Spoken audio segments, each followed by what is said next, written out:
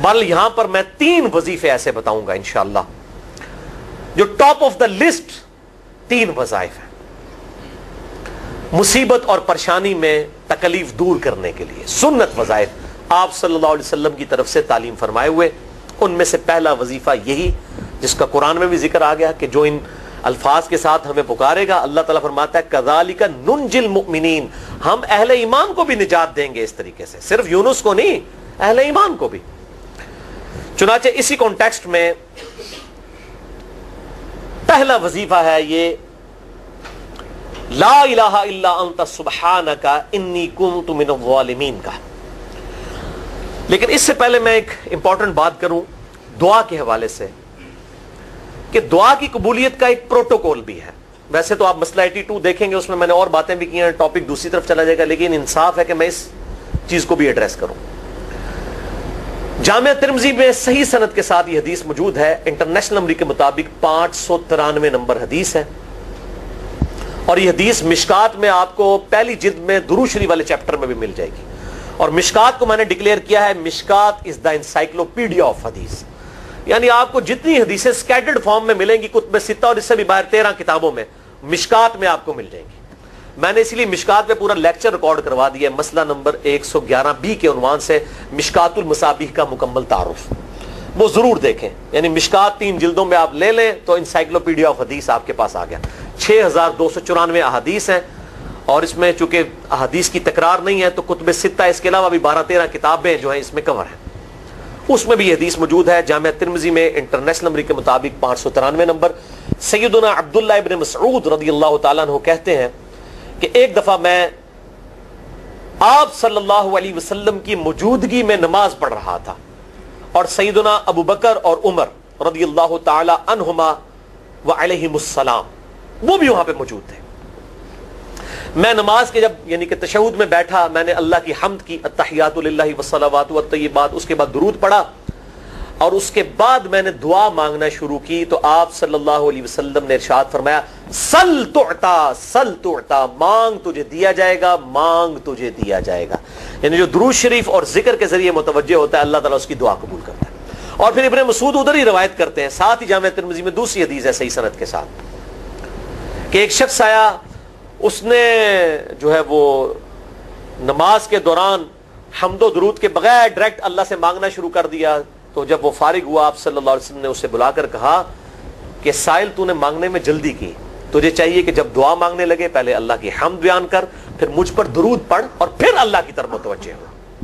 اور اس حدیث میں آتا ہے کہ ایک اور شخص آیا، یعنی ابن مسعود وہ خود تھے، اور اس نے اللہ کی حمد اور درود کے ذریعے دعا مانگی تو آپ صلی اللہ علیہ وسلم فرمایا سل تعطا، مانگ تجھے دیا جائے گا، مانگ تجھے دیا جائے گا. درود شریف پہ میں الگ سے بھی لیکچر دے چکا ہوں، مسئلہ نمبر 56 کے عنوان سے 2 گھنٹے کی گفتگو ہے. درود شریف کے صحیح فضائل اور صحیح احکام و مسائل بڑی ڈیٹیل کے ساتھ ہر اینگل سے درود شریف کے حوالے سے آپ کو وہ سمجھ لیں کہ انسائکلوپیڈیا ہے وہ لیکچر، مسئلہ نمبر 56 اہل سنت پاک.com پہ. تو دعا کے لیے حمد اور درود شریف ضروری. اس لیے دیکھیں نماز کی انٹلیکچوئل ترتیب ہے، آپ پہلے دعا کرتے ہیں التحیات للہ والصلوات والطیبات، اللہ کی حمد کرتے ہیں، پھر نبی صلی اللہ علیہ وسلم پر سلام عرض کرتے ہیں السلام علیکہ ایھا النبی، اس کے بعد آپ درود پڑھتے ہیں، اور اینڈ پہ آپ دعا مانگتے ہیں اللہم انی اعوذ بک من عذاب جہنم ومن عذاب القبر ومن فتنة المحیا والممات ومن شر فتنة المسیح الدجال، یا اللہم ربنا آتنا فی الدنیا حسنة وفی الآخرة حسنة وقنا عذاب النار، یا رب اجعلنی مقیم الصلاة ومن ذریتی ربنا وتقبل دعائی ربنا اغفر لی ولوالدی وللمؤمنین یوم یقوم الحساب. کوئی بھی دعائیں مانگیں، یہ بھی مانگیں جو میں وظائف بتا رہا ہوں، کیونکہ بخاری اور مسلم کی متفق علیہ حدیث ہے. مشکات میں آپ کو تشہد والے چیپٹر میں حدیث مل جائے گی کہ نماز میں تشہد میں درود کے بعد جو چاہو اپنے رب سے مانگو، یعنی عربی میں مانگنا ہوگا، دعائیں مانگے، دعائیں معصورہ کتاب و سنت میں جتنی ہیں وہ مانگے، اس کے علاوہ بھی مانگ سکتے ہیں اگر الفاظ درست ہوں لیکن عربی زبان میں. تو یہ پہلا وظیفہ جامعہ ترمذی میں انٹرنیشنل نمبر کے مطابق 3505، مشکات میں 2292 نمبر یہ حدیث ہے، اور قرآن حکیم میں تو ہم پڑھ چکے ہیں سورۃ الانبیاء آیت نمبر 87 اور 88 میں. آپ صلی اللہ علیہ وسلم نے ارشاد فرمایا کہ یونس علیہ السلام نے مچھلی کے پیٹ میں اپنے رب کو ان الفاظ کے ساتھ پکارا تھا لا الہ الا انت سبحانک انی کنت من الظالمین اور پھر آپ صلی اللہ علیہ وسلم نے فرمایا کہ جو کوئی شخص اپنے کسی بھی معاملے میں کسی بھی پریشانی میں اس دعا کے ذریعے اللہ کی طرف متوجہ ہو, اللہ تعالیٰ اس کی دعا کو قبول فرما لیتا ہے.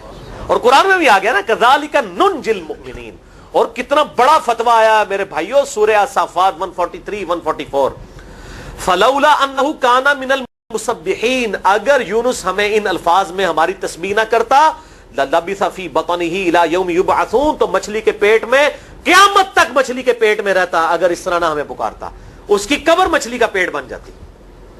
یعنی یہ اتنا عطاب, اور وہ دور ہو گیا اس دعا سے, بہت بڑا اسماء اعظم میں سے ہے.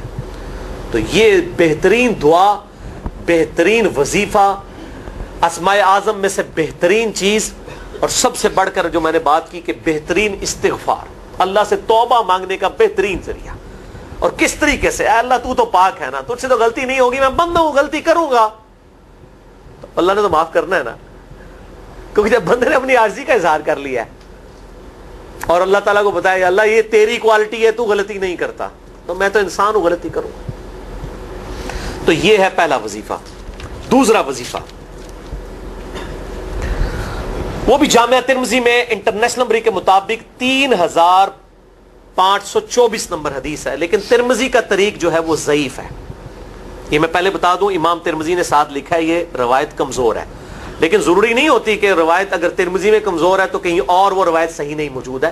اس کی صحیح سند المستدرک للحاکم میں انٹرنیشنل نمبر کے مطابق 1862 نمبر موجود ہے, اور سنن نسائی الکبریٰ میں 10492 نمبر ہے, اور مشکات میں بھی 2454 نمبر حدیث ہے انٹرنیشنل نمبر کے مطابق.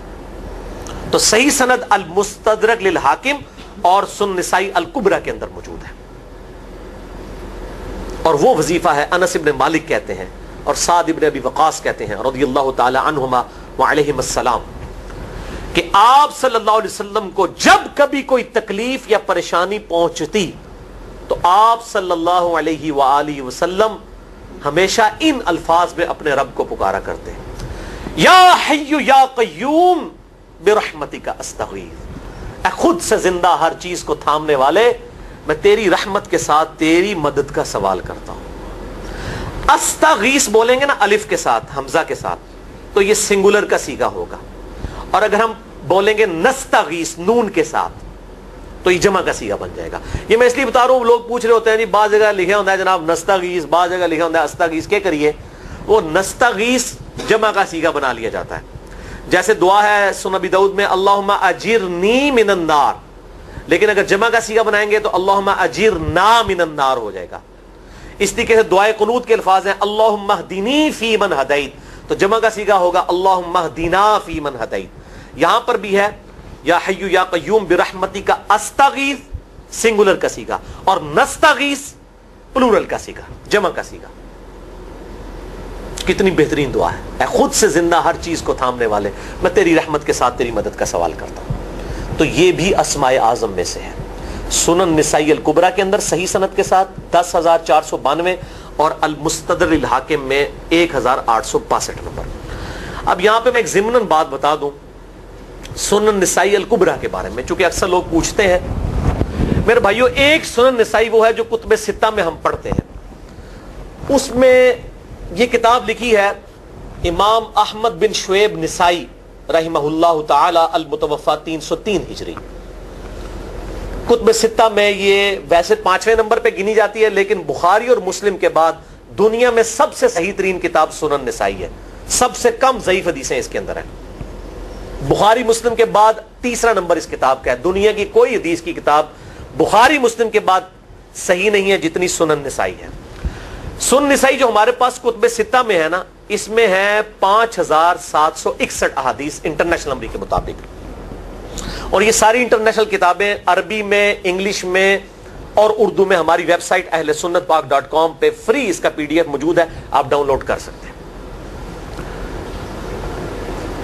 5761 احادیث ہیں اس سنن نسائی میں جو ہمارے پاس ہے. اسے ویسے ٹیکنیکل لینگویج میں کہا جاتا ہے سنن نسائی الصغریٰ, چھوٹی سنن نسائی, کیونکہ امام نسائی نے یہ کتاب نہیں لکھی تھی. امام نسائی نے کتاب لکھی تھی سنن نسائی الکبریٰ, بڑی سنن نسائی، اور اس میں حدیث ہیں انٹرنیشنل نمبر کے مطابق 11,770، بخاری مسلم سے بھی زیادہ حدیث ہیں اس میں. لیکن یہ امام نسائی کے ایک شاگرد تھے امام ابن السنی، انہوں نے اس کو مختصر کر کے نا چھوٹی کتاب بنا دیا، اور اب پبلک میں یہی چھوٹی کتاب مشہور ہے. اس کی وجہ سے جب ہم سنن نسائی الکبریٰ کا آپ مشکات میں دیکھیں گے نا تو وہ فرق نہیں کرتے ہیں. جب وہ سنن نسائی کا حوالہ دیتے ہیں نا تو آپ کو نسائی میں وہ ملے گا بھی نہیں، وہ الکبریٰ میں ہوتا ہے، کیونکہ وہ اس تفریق کو مانتے نہیں، وہ تو سنن نسائی الکبریٰ کو سنن نسائی مانتے ہیں. جبکہ ہماری پبلک جو ہے وہ سنن نسائی، وہ میں اب حوالہ دے رہا ہوتا ہوں کہ جی سنن نسائی الکبریٰ میں 9,928 نمبر حدیث ہے کہ جو آیت الکرسی پڑھ لے فوراً بعد کسی بھی نماز کے فرض کے فوراً بعد تو مرتے ہی جنت میں داخل ہوگا. تو لوگ کہتے ہیں جناب نسائی تے حدیث ہیں جناب 5,761 نے، تسی 9,928 کی تمہیں دس دیو. تو میں ساتھ حالانکہ بول رہا ہوتا ہوں سنن نسائی الکبریٰ، میں نے کبھی اس کے بغیر نہیں بولا. تو الکبریٰ سے آپ کا دماغ تو کام کرنا چاہیے، الکبریٰ کیوں بول رہا ہے ساتھ؟ کوئی یہ صغریٰ بھی ہے جس کی یہ الکبریٰ ہے بڑی، اور ہمارے گرین کارڈ میں یہ وظیفہ لکھا ہوا ہے الکبریٰ کے ساتھ. اسی طریقے سے جو میرا وہ واقعہ کربلا کے اوپر 150 اسناد پر مشتمل پمفلٹ ہے، ریسرچ پیپر نمبر 5B واقعہ کربلا کا حقیقی پس منظر 72 صحیح الاسناد احادیث کی روشنی میں. 72 کا تو ٹائٹل ہے شہدائے کربلا کی نسبت سے، احادیث اس میں 150 ہیں. اس میں اکثر حدیثوں کے حوالے میں نے سنن نسائی الکبریٰ سے دیے ہوئے ہیں. وہ لوگ کہتے ہیں مل ہی نہیں رہی ہے، تو میرے بھائی وہ سنن نسائی الکبریٰ آپ کے پاس ہوگی تو آپ کو ملے گا نا. تو سنن نسائی الکبریٰ الگ سے وہ اصل کتاب ہے، اس میں سے سنن نسائی الصغریٰ بنائی گئی ہے. اسی سنن نسائی الکبریٰ کا چیپٹر ہے خصائص علی، جس میں 194 حدیث ہیں سیدنا مولا علی رضی اللہ تعالیٰ عنہ علیہ السلام کی شان میں. امام نسائی نے ناسبیوں کے خلاف وہ کتاب کا وہ چیپٹر لکھا، وہ خصائص علی چیپٹر ہے سنن نسائی الکبریٰ کا. اس طریقے سے فضائل صحابہ بھی امام نسائی کی جو کتاب ہے وہ بھی اسی کتاب کا چیپٹر ہے. اسی طریقے سے عمل الیوم واللیلہ، صبح و شام کے جو اذکار ہیں وہ چیپٹر بھی اسی سنن نسائی الکبریٰ میں سے ہے. اسی میں یہ وظیفہ ہے کہ جو آیت الکرسی فرض نماز کے فوراً بعد پڑھتا ہے تو مرتے ہی جنت میں داخل ہوگا. میں نے اس کتاب کے اس چیپٹر کا حوالہ نہیں دیا، وہ الگ سے بھی چیپٹر چھپا ہوا ہے، جس طرح خصائص علی الگ سے ہے، فضائل صحابہ الگ سے ہے. خصائص علی تو ہمیں ہماری ویب سائٹ پہ بھی موجود ہے ahlsunnatpak.com پہ. فضائل صحابہ بھی اردو ترجمے اور تحکیم کے ساتھ چھپ چکی ہے. اور یہ عمل الیوم واللیلہ، دن رات کے جو اذکار ہیں، یہ بھی الگ سے عربی میں چھپی ہوئی ہے. تو میں اس کا حوالہ نہیں دیتا، میں سنن نسائی الکبریٰ کا کہتا ہوں 9,928 آیت الکرسی کا وظیفہ. تو یہ سنن نسائی الکبریٰ کا میں نے حوالہ دیا ہے یا حی یا قیوم برحمتک استغیث 10,492 صحیح طریقہ ہے. بعض اوقات کسی ایک کتاب میں ضعیف، ترمذی کا اس کا طریق جو ہے وہ ضعیف ہے، سنن نسائی الکبریٰ اور المستدرک للحاکم کا طریق جو ہے وہ بالکل صحیح ہے.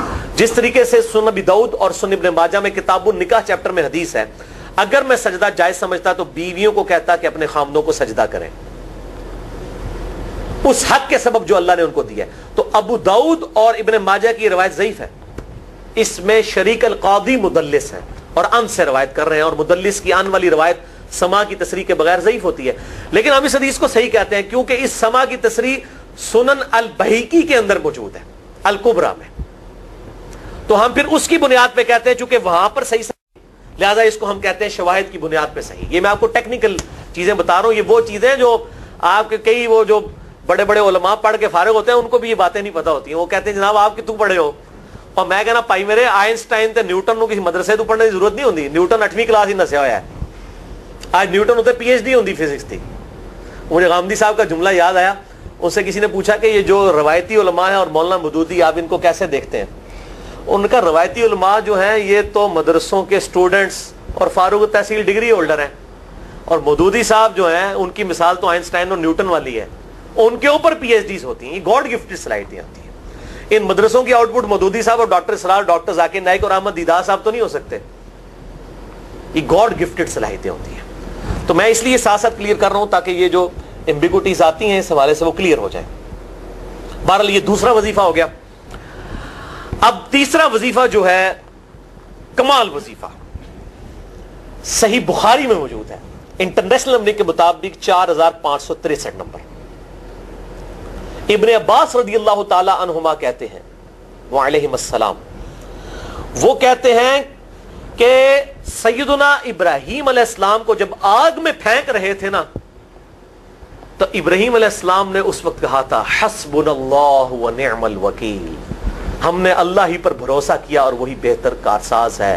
اور تمہارے نبی صلی اللہ علیہ وسلم کو بھی جب مصیبت اور پریشانی آتی تھی وہ بھی پڑھا کرتے تھے حسبنا اللہ و نعم الوکیل، ہم نے اللہ ہی پر بھروسہ کیا اور وہی بہتر کارساز ہے. اس کے بعد وہ شعر جو بنا دیا نا نعم المولا و نعم النصیر، ویسے الگ سے آیت ہے، الگ سے آیت ہے، لیکن یہ شعر نہیں بنانا، بس اتنا ہی وظیفہ ہے حسبنا اللہ و نعم الوکیل.